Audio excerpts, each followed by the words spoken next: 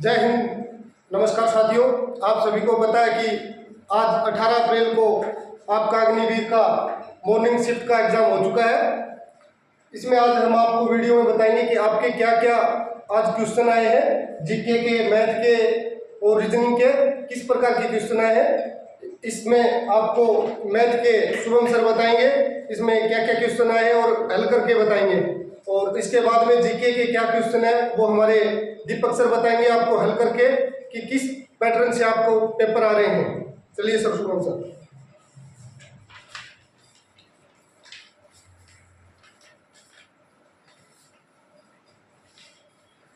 जय हिंद साथियों, जैसा कि आपको पता है कि 18 अप्रैल का शिफ्ट 1, 2, 3 तीनों का अपना एग्जाम हो चुका है। अपने पास अपने स्टूडेंट्स ने भी कुछ भारत से भी अपने क्वेश्चन कलेक्ट किए हैं, और आप देखते हैं कि कल वाले जो एग्जाम हुआ था उससे थोड़ा सा हार्ड बनाया हुआ आज।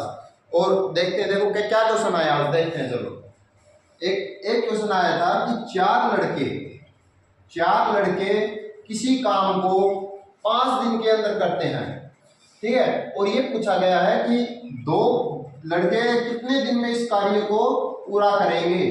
तो आप देखो, डायरेक्ट सी चीजें हैं। 4 बंदे काम कर रहे हैं 5 दिन के लिए, तो क्या होगा, टोटल काम कितना है, मतलब कुल का कार्य कितना है, 4 गुणा 5 यानी 20 इकाई जो है पूरा कार्य है। अभी लड़के कितने लगाए हैं आपने, 2 लड़के, यानी 20 को 2 से जो ही भाग करेंगे तो 20 इकाई पूरा हो गया, 2 से भाग करेंगे तो 10 दिन के अंदर वो पूरा काम कर देंगे। यानी इसका आंसर है, उत्तर होगा 10 दिन। 10 दिन के अंदर वो पूरा कार्य कर देंगे आज।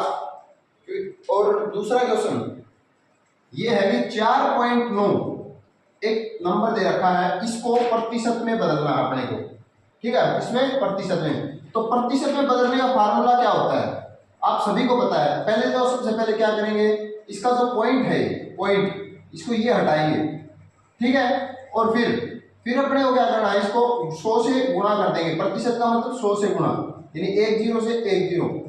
इसका मतलब यदि आप प्रतिशत का 100 से गुणा करते हैं तो 490 प्रतिशत हो जाएगा। आगे देखो इस क्वेश्चन का। अगला एक अपना साधारण ब्याज से आया है, बिल्कुल सिंपल सा क्वेश्चन, बिल्कुल सिंपल क्वेश्चन दिया। साधारण ब्याज का डायरेक्ट जो अपना सूत्र है वो लग गया। इसने दे रखा है, दर है वो दे रखी थी इसने 10%, और जो समय है वो 2 साल, समय है 2 साल का। और मूलधन जो दिया इसने, मूलधन दिया इसने 24,000 रुपये। तो इसका सूत्र आपको साधारण ब्याज का सभी को पता है। साधारण ब्याज का जो सूत्र है वो क्या होता है बताइए आप, मूलधन गुणा दर गुणा समय बटे 100। बस डायरेक्ट फॉर्मूले पुट करने थे और आंसर निकालना था। क्या था इसका, 24,000 गुणा दर कितनी 10% गुणा 2 साल के लिए बटे में 100। 1 0 से 1 0, 1 0 से 1 0, 24 दूनी 48। इसका ब्याज हो जाएगा 4800 रुपये। ये आपके आंसर में था। अभी एक आयतर गणित का जो अपने रीजनिंग का एक क्वेश्चन, बिल्कुल आसान सा क्वेश्चन दिया गया है इन्होंने कि 1, 8, 27 और 24, 64, और अगला जो है ये बताना था, और कुछ ऑप्शंस दिए थे।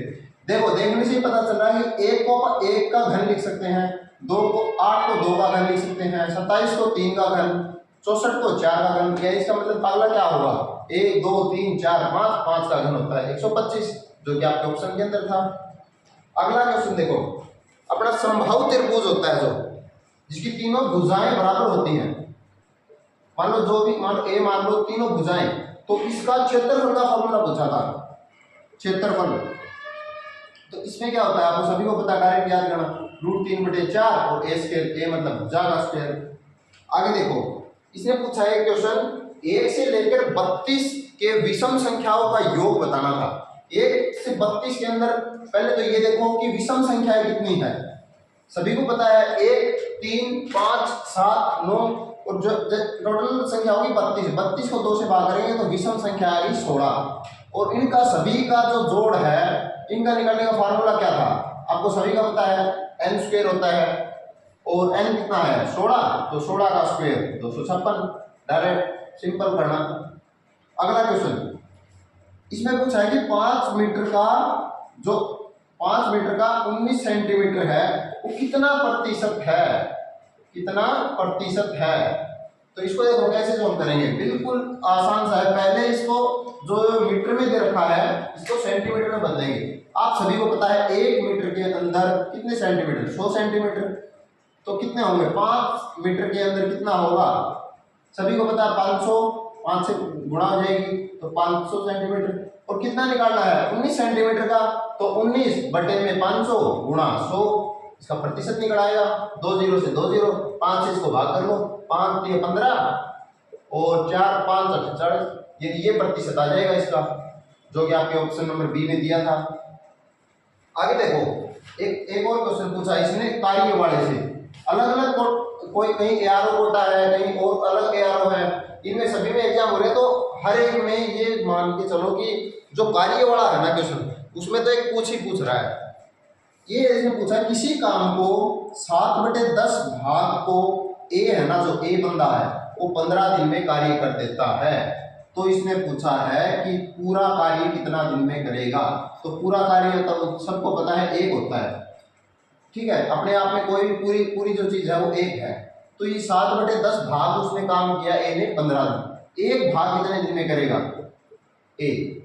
ये जो 15 है इधर ये डिवाइड में है, उधर जाके भी मल्टीप्लाई में, इधर जाके ये मल्टीप्लाई में, इधर जाके डिवाइड में, तो 150/7। अभी कुछ दिन और 7 दूनी 14, और अब 1 0 7 21 दिन तो लेगा वो पूरे, ठीक है। फिर आगे पॉइंट के अंदर कुछ दिन रखेगा वो, कितना आएगा 3/7, ये काम उसका बच जाएगा पीछे। आगे देखो उसने एक तरगणित का आसान सा सवाल दिया था कि रजाई दे रखी है, ठीक है, बिस्तर दे रखा है, ठीक है, उसने एक जगह खाली छोड़ के ऐसे लिखा कि तकिया। तो सभी को पता है कि रजाई है वो एक हाई प्रयोग में लेते हैं यहाँ पे बिस्तर पे, अभी तकिया किस पे लेंगे, बेड पे। सबको पता है बेड के साथ आता है तकिया, बेड पे यूज होने की चीज है मोस्टली। अभी इसने एक और पूछा है कि 10 विषम संख्याओं का माध्य क्या होगा। पहले 10 विषम संख्याओं का माध्य, पहले 10 विषम संख्या कौन सी होगी, सबको पता होगा, 1 से शुरू होता है, 1 3 7, 1 3 5 7 9 11 13 15 17 19, कितनी होगी 4 5 6 7 8 9 10। तो इसका मतलब माध्य निकालना है तो 1 19 इसको साइड रखो, 7 और 3 20 इसको साइड, 5 और इसको साइड, इसको साइड। अब बच गया ये माध्य, माध्य कितना होगा 9 + 11/2, कितना होगा 20/2 हो गया 10। ये जो कि आपके आंसर में था। अब एक क्वेश्चन और पूछा है उसने कि उसे दर दे रखी है 10%। चलो पहले इसको सॉल्व करते हैं, फिर आगे नेक्स्ट क्वेश्चन की तरफ चलेंगे। इसने आगे पूछा है कि दर दे रखी है उसने 10%, ठीक है, और जो मूलधन है, जो इसने मूलधन दिया है वो 7,000 रुपये, और इसे थोड़ा सा चेंज कर दिया कि जो दे रखा है समय इसने 4 महीने दे दिया। महीने जो दर दी है इसने, ये तो प्रति वर्ष है और ये महीने है, तो महीने को क्या करेंगे, पहले अपने साल के अंदर चेंज करेंगे। अभी देखो साधारण ब्याज का जो फार्मूला है वो सभी को पता है, क्या है, मूलधन गुणा, बार बार इसको सेम इसी पे आ रहा है, ध्यान रखना, इसी फार्मूले पर हर रोज क्वेश्चन बन रहा है, कल भी बना, तीनों शिफ्टों में बना, और आज भी फिर इस पे क्वेश्चन बना रहा है। इसका मतलब ये कुछ ज्यादा इंपॉर्टेंट है, तो अपने इस फॉर्मूले को एक बार रिवाइज, अच्छे से रिवाइज कर लेना, थोड़ी प्रैक्टिस करके जरूर जाना, ठीक है। मूलधन दर बटे समय और बटे में 1000, मूलधन कितना 7,000 रुपये, दर कितनी 10, समय कितना 4 महीने, तो 4 महीने को साल में बदलेंगे तो 12 से भाग दे देंगे और बटे में 100 होता है। अब 2 जीरो से 2 जीरो, 4 एकम 4 दिया, तो इसको देख लो 70 को 10 से गुणा की 700/3, आगे जो भी फ्रैक्शन में निकालना है पॉइंटों में निकाल लेना, बिल्कुल आसान सा सवाल। अगला इसने क्या दिया, क्षेत्रफल से, आयत का क्षेत्रफल कल भी पूछा था, कल घनाभ का भी पूछा था, आयत का ही पूछा है, आयत का फिर पूछा है। तो ये याद रखना कि आयत और घनाभ, मैंने आपको कल भी बोला था कि ज्यादा इंपॉर्टेंट एक और 2-3 चीज है, बेलन का, शंकु का, अर्धगोला और गोला, इनका तो जरूर याद करके जाना, डायरेक्ट फॉर्मूला भी पूछ रहा है वो। तो आगे देखें क्षेत्रफल। क्षेत्रफल उसने आयत का क्षेत्रफल दिया है आयत का, उसने कितना दिया था 225 सेंटीमीटर स्क्वायर, और उसने दे दिया था लंबाई उसने दी थी 17 सेंटीमीटर। तो उसमें निकालनी थी अपने को चौड़ाई कितनी होगी। चौड़ाई आपको पता है क्षेत्रफल का फार्मूला क्या होता है, लंबाई गुणा चौड़ाई और बटे बराबर होता है क्षेत्रफल। क्षेत्रफल कितना दे दिया 225 और लंबाई 17 और चौड़ाई निकालनी थी। बस इधर जो ये गुणा में है उधर जाके भाग में चला जाएगा, और इसको 17 एकम 17 5 17 35 15 आंसर आ जाएगा इसका। बिल्कुल आसान सा सवाल दिया था इसने। एक और क्वेश्चन दिया इसमें कि x का मान निकालना था।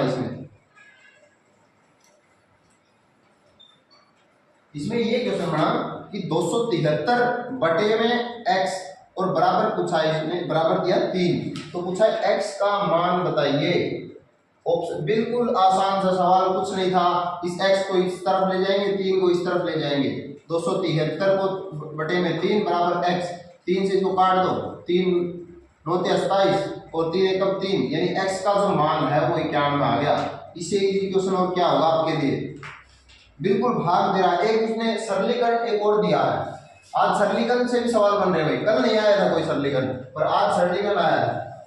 क्या है 45 माइनस 15 जोड़ में 12 और बटे में है 3 गुणा 2 और प्लस 1। इसको ध्यान से करना। एक आपको फॉर्मूला बताया गया था कि बदमाश रूल जो होता है ना, इससे पहले ब्रैकेट सोल्व होता है, फिर ऑफ फिर डिवाइड होता है, भाग होता है, ठीक है, फिर होता है गुणा, फिर होता है जोड़, फिर होता है घटा।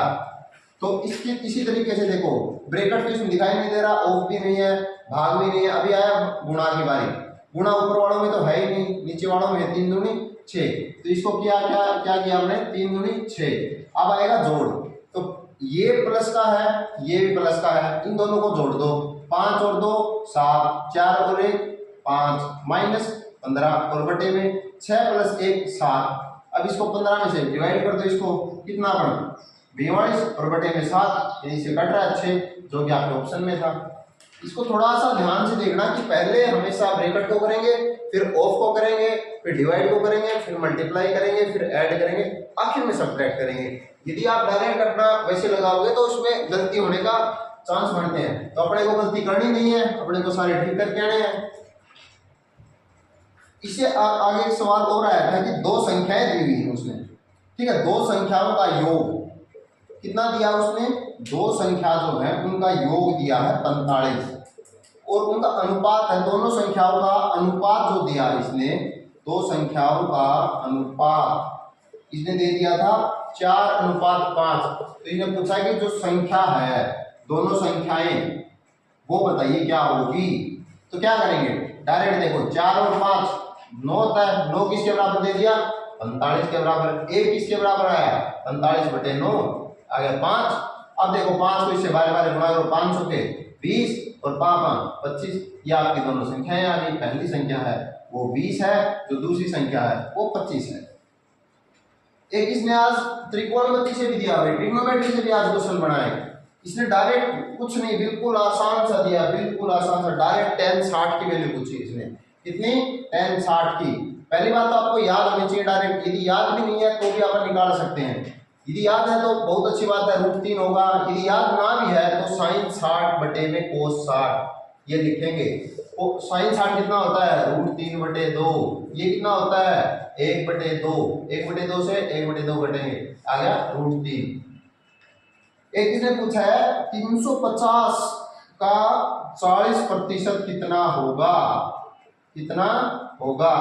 तो इससे ये क्या करना है, कुछ नहीं करना, का मतलब बता रखा है गुणा, 350 गुणा 40, 40 प्रतिशत का मतलब होता है, प्रतिशत का मतलब 1/100, जहां भी प्रतिशत दिखे वहां 1/100 लगा दो, यानी इसके बटे में 1/100, 1 0 से 1 0, 1 0 से 1 0, और 35 को 4 से गुणा करेंगे तब आएगा 140, जो कि आपका ऑप्शन के अंदर दिखाई दे रहा था। बस मैथ के क्वेश्चन आज आए हैं इतने, बस कल से थोड़ा सा बोल सकते हैं तो 2% 3% थोड़ा हार्ड है, बाकी बिल्कुल आसान सा पैटर्न आया है। यदि आप बिल्कुल डायरेक्ट फॉर्मूले भी पूछ रहे हैं, फॉर्मूले तो हमेशा एग्जाम में जाने से पहले रिवाइज करने होंगे, और जो अपने नोट्स बना रखे हैं उनको भी एक बार जरूर रिवाइज करके जाएं।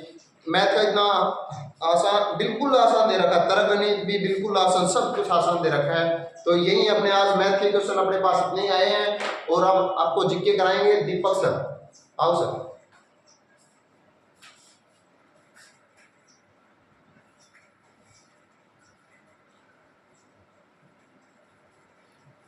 यदि आपके पास और क्वेश्चन, आप यदि आपका एग्जाम है तो आप इस नंबर पे आप अपना व्हाट्सएप भी कर सकते हो, फोन भी करके बता सकते हो कि आपके कौन से क्वेश्चन आ रहे हैं। ये आपका है 83 95 94 27 45, ठीक है। आप व्हाट्सएप भी कर सकते हैं, आप कॉल भी करके हमें ये बता सकते हैं कि आपकी शिफ्ट में, ताकि आने वाले जो बच्चे हैं ट्रेड बैंक्स के हैं, जो 26 को एग्जाम है जिनका, ताकि उनको सहायता मिले, आपके छोटे बड़े भाई। ठीक। तो नमस्कार बच्चों, कैसा लगा आपको मैथ का सॉल्यूशन? और मुझे आशा है कि आपको मैथ का सॉल्यूशन अच्छा लगा होगा। कल जो आपका जीके का और जीएस का जो पोर्शन आया था, सेम वैसा ही पोर्शन आज भी आया हुआ है।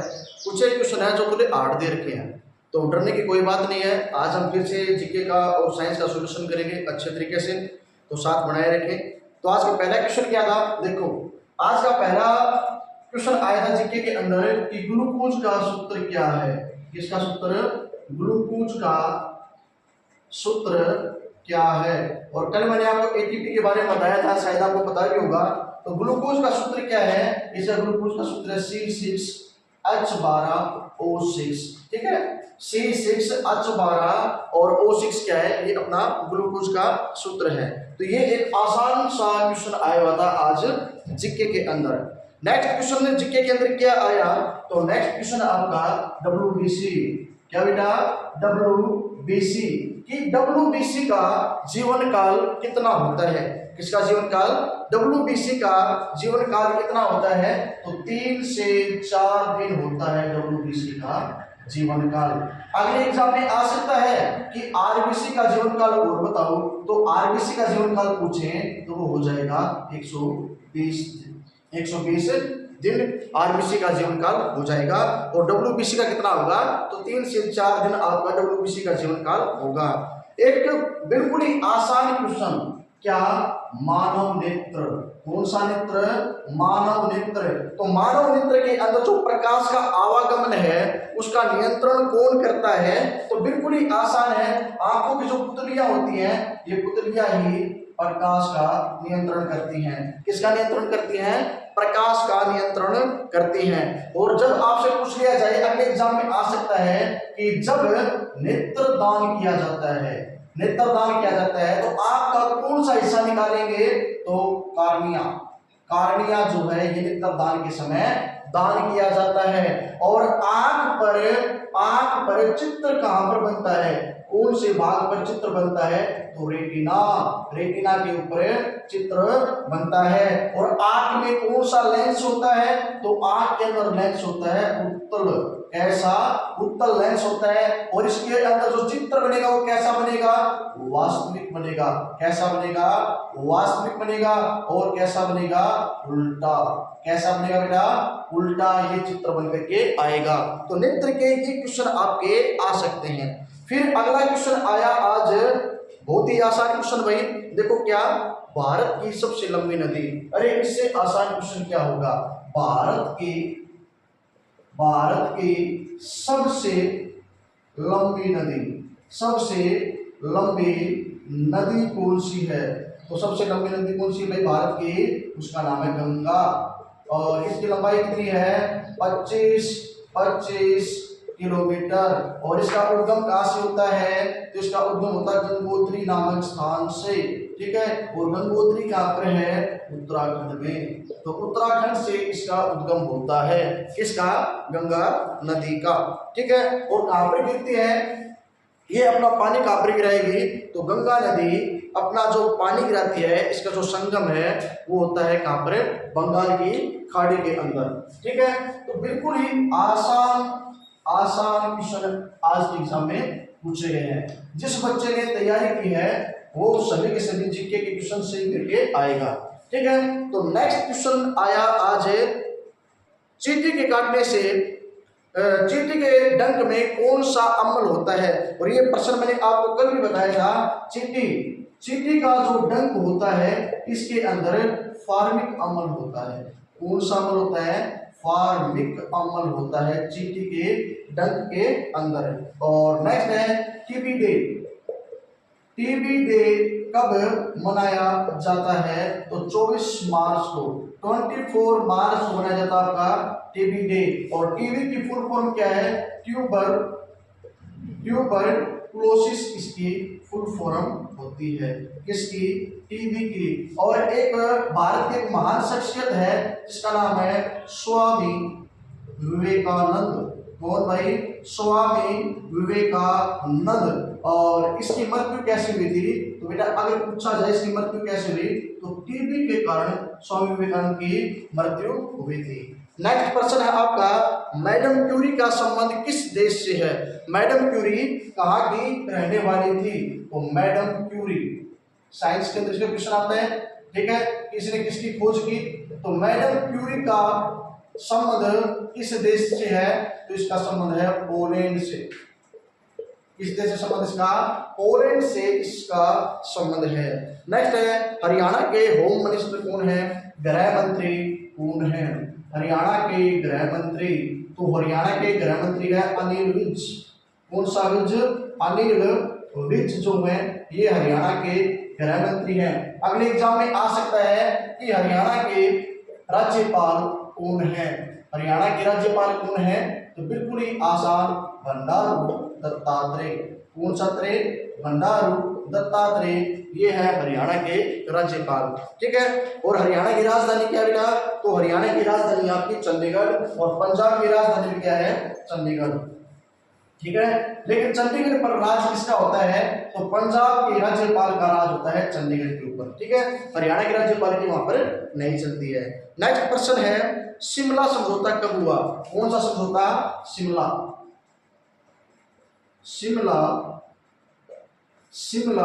समझौता कब हुआ? शिमला समझौता कब हुआ? तो ये हुआ था 1972 के अंदर, और दो देशों के बीच में समझौता हुआ था। कौन कौन? एक तरफ तो है भारत और दूसरी तरफ है पाकिस्तान। इन दोनों के बीच में हुआ था शिमला समझौता। ठीक है, एक प्रश्न और भी आ सकता है अगले एग्जाम में कि ताशकंद समझौता कब हुआ? तो ताशकंद समझौता अगर पूछें तो करके आना 1966। और किस किस के बीच हुआ? तो सेम देश है भारत और पाकिस्तान। और ताशकंद समझौता कहां पर हुआ? तो उज्बेकिस्तान की राजधानी है ताशकंद, और इसी के अंदर हुआ था ताशकंद समझौता। और भारत की तरफ से कौन गए? तो भारत की तरफ से गए थे इसमें कौन? लाल बहादुर शास्त्री। कौन से शास्त्री?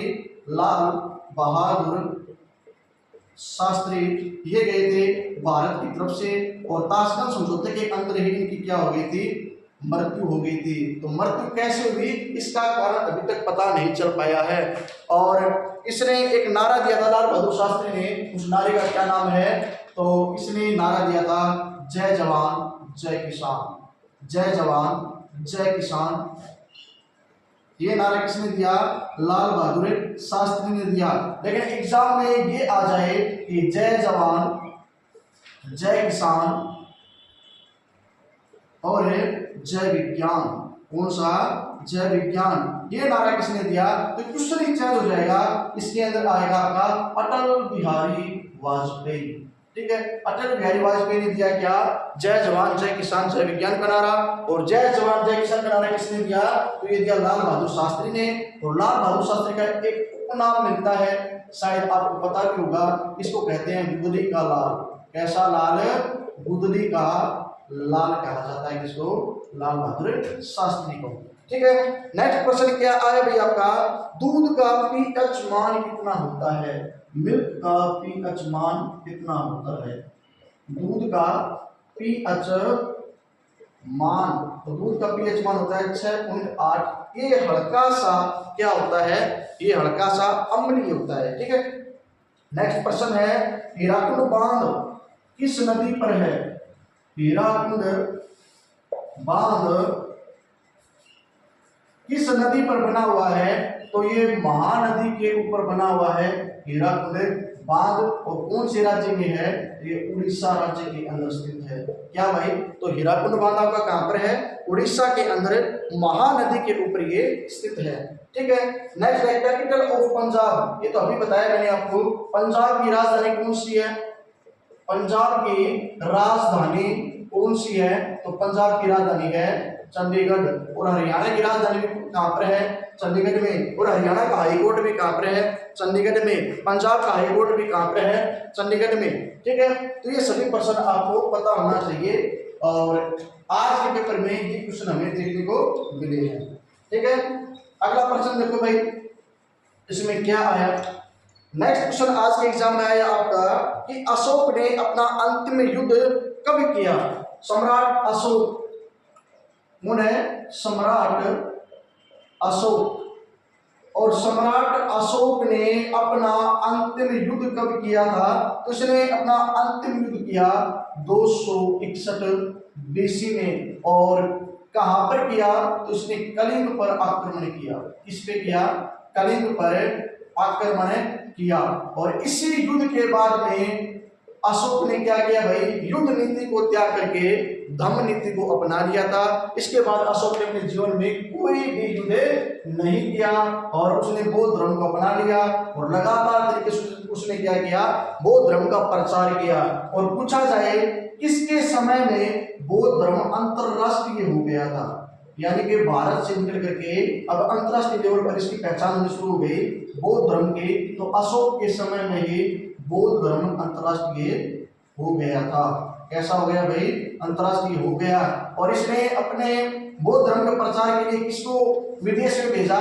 तो बौद्ध धर्म के प्रचार के लिए अशोक ने अपने पुत्र और पुत्री को कहां पर भेजा? श्रीलंका में भेजा। कहां पर भेजा? श्रीलंका में भेजा। और किस किस को भेजा? उसका पुत्र है महेंद्र, महेंद्र को भेजा। और पुत्री का नाम क्या है? संमित्रा। तो ये दोनों कहां पर गए थे? श्रीलंका में गए थे बौद्ध धर्म का प्रचार करने के लिए। और इसीलिए क्या बोलते हैं कि अशोक के समय में बौद्ध धर्म अंतरराष्ट्रीय लेवल का हो गया था। नेक्स्ट प्रश्न, स्त्री नसबंदी को क्या कहते हैं? स्त्री नसबंदी को क्या कहते हैं? तो महिलाओं की जो नसबंदी की जाती है, महिलाओं की जो नसबंदी की जाती है, आम भाषा में बोले तो बच्चा दानी जो होती है उसको बंद कर दिया जाता है, तो उसको बोलते हैं ट्यूबेक्टोमी। ट्यूबेक्टोमी के नाम से जाना जाता है क्या? महिलाओं की नसबंदी को। लेकिन अगले प्रश्न में आ सकता है जो पुरुष है, जो मेल है, उसकी नसबंदी क्या कहलाती है? तो उसकी कहलाती है वैसेक्टोमी। क्या कहलाती है भाई? वैसेक्टोमी कहलाती है पुरुषों की नसबंदी। और भारत में नसबंदी करवाने का काम किसने किया था? तो भारत में नसबंदी करवाने का काम इंदिरा गांधी जी ने किया था। ठीक है। नेक्स्ट प्रश्न है, द्रौपदी मुर्मू कौन से नंबर की राष्ट्रपति है? द्रौपदी मुर्मू, कौन सी मुर्मू? द्रौपदी मुर्मू भारत की वर्तमान में कौन से नंबर की राष्ट्रपति है? तो 15वें नंबर की राष्ट्रपति है। और ये कैसी राष्ट्रपति है? तो ये भारत की पहली आदिवासी, ठीक है, आदिवासी, ठीक है, ये आदिवासी क्या है? भारत की राष्ट्रपति है। और ये कौन सी जनजाति से निवास करती है? तो संथाल जनजाति से निवास करती है क्या हमारी द्रौपदी मुर्मू जी। नेक्स्ट प्रश्न है, जम्मू का उपराज्यपाल कौन है? ठीक है, जम्मू कश्मीर का उपराज्यपाल किसे बनाया गया है? ये बताओ। नेक्स्ट प्रश्न आपका कि जम्मू का उपराज्यपाल कौन है? तो जम्मू के उपराज्यपाल का नाम है मनोज सिन्हा। मनोज सिन्हा जो है ये है जम्मू के उपराज्यपाल। कहाँ के? तो जम्मू के उपराज्यपाल है मनोज सिन्हा। नेक्स्ट प्रश्न, हार्दिक पांड्या, कौन सा पांड्या? हार्दिक पांड्या का संबंध किस खेल से है? तो हार्दिक पांड्या का जो संबंध है वो हमारा क्रिकेट खेल से संबंधित है। क्या खेलते हैं ये? तो ये क्रिकेट खेलते हैं और ये ऑलराउंडर की श्रेणी में आते हैं। ये बैटिंग भी अच्छी करते हैं और ये बॉलिंग भी अच्छी करते हैं और फील्डिंग तो उसकी है ही मस्त। इसके अलावा पहला आईपीएल कब हुआ? पहला आईपीएल कब खेला गया था? तो पहला आईपीएल खेला गया था सन 2008 के अंदर। ठीक है, सन 2008 के अंदर पहला आईपीएल खेला गया था। नेक्स्ट है गोवा की राजधानी क्या है? ठीक है, गोवा की राजधानी क्या है? तो गोवा की राजधानी है पणजी। ठीक है, गोवा की राजधानी क्या भाई? तो गोवा की राजधानी है पणजी। और अगले प्रश्न में पूछ सकते हैं आपसे कि पणजी किस नदी के किनारे पे स्थित है? तो याद रखियो कि भाई जो पणजी है ये आपका मांडवी नदी के किनारे पे है। ठीक है, कौन सी नदी के किनारे पे है भाई? तो मांडवी नदी के किनारे पे है आपका क्या? पणजी। ठीक है, नेक्स्ट प्रश्न क्या पूछा? 1 रुपए का नोट, 1 रुपए का नोट है, इसके ऊपर किसके हस्ताक्षर होंगे? साइन कौन करेगा? सिग्नेचर कौन करेगा? तो वो करेगा वित्त सचिव। ठीक है, तो वित्त सचिव जो है ये इसके ऊपर साइन करने का काम करता है। और इसके अलावा जितने भी नोट होते हैं उनके ऊपर आरबीआई के हस्ताक्षर होते हैं, वहां के गवर्नर के इसके ऊपर हस्ताक्षर होते हैं। और वर्तमान में आरबीआई का गवर्नर कौन है? तो उसका नाम है शक्तिकांत दास। उससे पहले कौन था? तो उससे पहले था उर्जित पटेल। और उससे पहले कौन था? रघुराम राजन इसका गवर्नर होता था।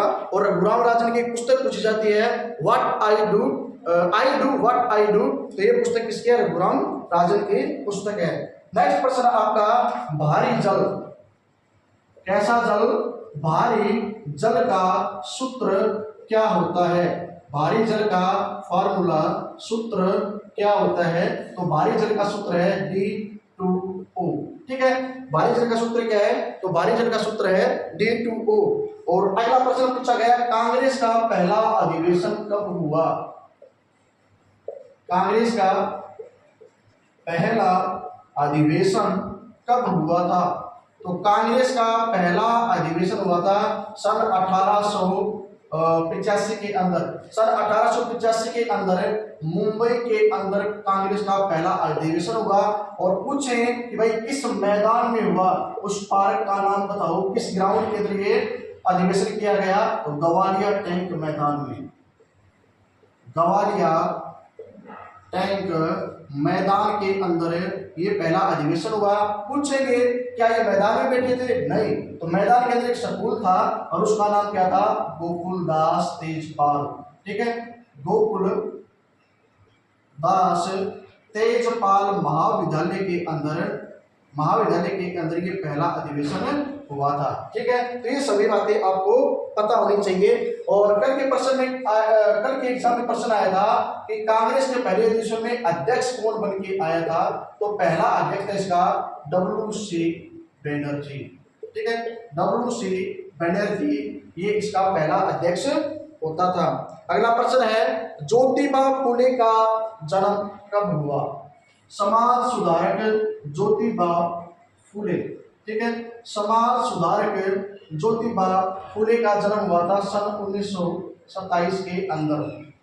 ठीक है भाई, सॉरी 1927 नहीं, 1827 को ज्योतिबा फुले का जन्म हुआ था। और अगला प्रश्न है कि इटली की प्रधानमंत्री कौन है? इटली की PM कौन है? तो ये अभी वर्तमान में इटली की पहली महिला प्रधानमंत्री बन के आई है और इसका नाम है जियोर्गिया। ठीक है, जियोर्गिया मेलोनी ये है इटली की पहली महिला प्रधानमंत्री और वर्तमान में ये प्रधानमंत्री के पद के ऊपर विराजमान है। ठीक है भाई, तो ये कुछ प्रश्न आए हुए हैं जीके के। इसके अलावा कुछ प्रश्न और भी दिए गए हैं। बताया जा रहा है कि आज के पेपर के अंदर जो जीके का क्वेश्चन आया है वो थोड़ा ज्यादा आया है। ठीक है, तो घबराने की कोई बात नहीं है, लगातार तरीके से पढ़ते रहे भाई इन चीजों को और समझते रहे कि अगले एग्जाम में क्या आ सकता है। ठीक है, अगला प्रश्न देखो, आर्य समाज का संस्थापक, किसका संस्थापक? आर्य समाज। आर्य समाज का संस्थापक कौन है? तो आर्य समाज का संस्थापक है दयानंद सरस्वती। ठीक है, दयानंद सरस्वती आर्य समाज का संस्थापक है। ठीक है, आर्य समाज का संस्थापक है। और नेक्स्ट प्रश्न क्या पूछा गया? नेक्स्ट है असम का राज्यपाल। असम का राज्यपाल कौन है? तो वर्तमान में असम का जो राज्यपाल है उसका नाम है गुलाब सिंह कटारिया। कौन सा कटारिया? गुलाब सिंह। ठीक है, तो गुलाब सिंह कटारिया ये वर्तमान में असम के राज्यपाल के पद पे विराजमान है। और एक बात हमेशा याद रखना कि राज्यपाल के ऊपर कभी भी कोई महाभियोग नहीं लगता है। ठीक है, और इसका कोई टाइम पीरियड भी नहीं होता, ये राष्ट्रपति के प्रसाद पर्यंत पद के ऊपर रहता है। इसको 5 साल से पहले भी पद से हटाया जा सकता है और इसके ऊपर कोई भी महाभियोग नहीं लगता है। नेक्स्ट प्रश्न है, जम्मू कश्मीर के अंदर से कौन सी धारा हटाई गई? तो जम्मू कश्मीर के अंदर से सबको पता होगा धारा 377 को खत्म कर दिया गया वर्तमान में। और आज का लास्ट प्रश्न है जापान की मुद्रा। ठीक है, जापान की मुद्रा क्या है? तो जापान की मुद्रा है येन। ठीक है, जापान की मुद्रा क्या है? येन है। और अगले प्रश्न में आ सकता है भाई कि जापान की राजधानी और बताओ कि क्या है? तो जापान की राजधानी है क्या भाई? टोक्यो। ठीक है, और एक बात और बताता हूं आपको थोड़ी सी कि एशिया महाद्वीप का पहला देश जिसने अपना संविधान लिखा तो वो क्या है? वो जापान ही है। विश्व में सबसे पहले लिखा किसने? तो अमेरिका ने लिखा। और अलिखित संविधान किसका है? ब्रिटेन का है। और एशिया महाद्वीप में संविधान लिखने वाला पहला देश कौन है? तो वो आपका जापान है। तो बेटा आज के पेपर का यही एक सॉल्यूशन था और ये प्रश्न अभी हमें बच्चों से मिले हैं और उम्मीद है कि आपको सभी प्रश्न पसंद भी आए होंगे। ठीक है, तो जैसे जैसे आपके एग्जाम होंगे आपको सभी पेपरों का सॉल्यूशन दे दिया जाएगा। ठीक है, तो इसी प्रकार के साथ बनाए रखें। और हमारी अकेडमी है भीलवाड़ा के अंदर, हरियाणा डिफेंस अकेडमी के नाम से आप यहाँ पे आकर के कोचिंग ले सकते हैं। यहाँ पर रहने की, खाने पीने की सभी प्रकार की व्यवस्थाएं की गई हैं। तो एक बार सेवा का मौका जरूर दें। तो आज के लिए इतना ही, धन्यवाद, जय भारत।